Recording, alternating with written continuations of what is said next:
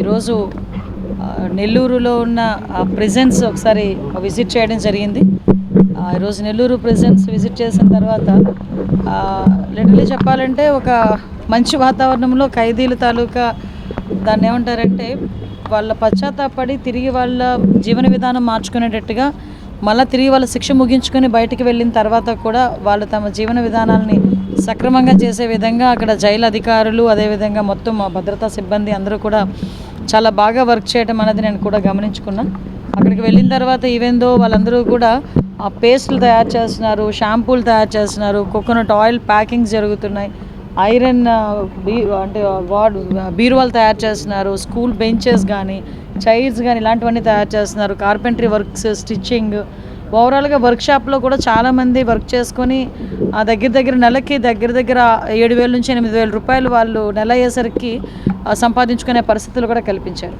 ముఖ్యంగా ఇవే కాకుండా నేను అక్కడ ఉన్న భద్రతా సిబ్బందిని అందరినీ కూడా కనుక్కోవడం జరిగింది, ఉన్న పరిస్థితులు ఎలా ఉన్నాయని.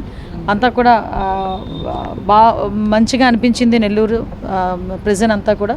ఆ తర్వాత ఈరోజు ఇక్కడికి మన ఎస్పీ గారు అదేవిధంగా మన అడిషనల్ ఎస్పీ గారు, డిఎస్పీ గారు అందరూ ఇక్కడికి వచ్చి ఇక్కడ ఒకసారి వీళ్ళందరితో కలిసి మాట్లాడడానికని ఇక్కడికి రావడం జరిగింది.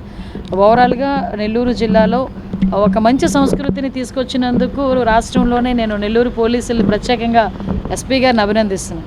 ఎందుకంటే ఈరోజు వరకు రౌడీ షీటర్లు అన్న వాళ్ళు కానీ పీడియాక్లో ఉన్న వాళ్ళు కానీ దర్జాగా బయటకు తిరిగి వాళ్ళు మళ్ళీ తిరిగి రౌడీయిజం చేసే పరిస్థితి నుంచి అలా రౌడీయిజం చేసేవాళ్ళు కానీ రౌడీ షీటర్లు కానీ సొసైటీలో వాళ్ళకంటూ ఒక షై ఫీల్ అవ్వాలి అనే ఉద్దేశంతో రోడ్ల మీద నడిపించిన పరిస్థితి కూడా మనం అందరం కూడా చూసాం. ఈ సంస్కృతి మ్యాక్సిమం రాష్ట్రంలోని పోక్సో కేసెస్లో కానీ ఎక్కడ పడితే అక్కడ రప్పామని చెప్పి నరుకుతామని చెప్పి కత్తులు పట్టుకో తిరిగే వాళ్ళ పరిస్థితులు కానీ ఇవన్నీ కూడా లా అండ్ ఆర్డర్ విషయంలో ఎవరైనా తప్పు చేసినా లా అండ్ ఆర్డర్కి భంగం కలిగించేటట్టుగా ఉన్నా కూడా వాళ్ళందరినీ కూడా పబ్లిక్కి ఎక్స్పోజ్ చేసే విధంగా కంపల్సరీగా రోడ్ల మీద నడిపిస్తామని ఇదొక ఉదాహరణగా తీసుకున్నారు. ఆ విధంగా ఈరోజు ప్రతి చోట కూడా ప్రతి ఒక్కరు కూడా హ్యాపీగా ఉన్నారు. ఎక్కడ కూడా ఎటువంటి ఇబ్బంది లేకుండా ముందుకెళ్తారు.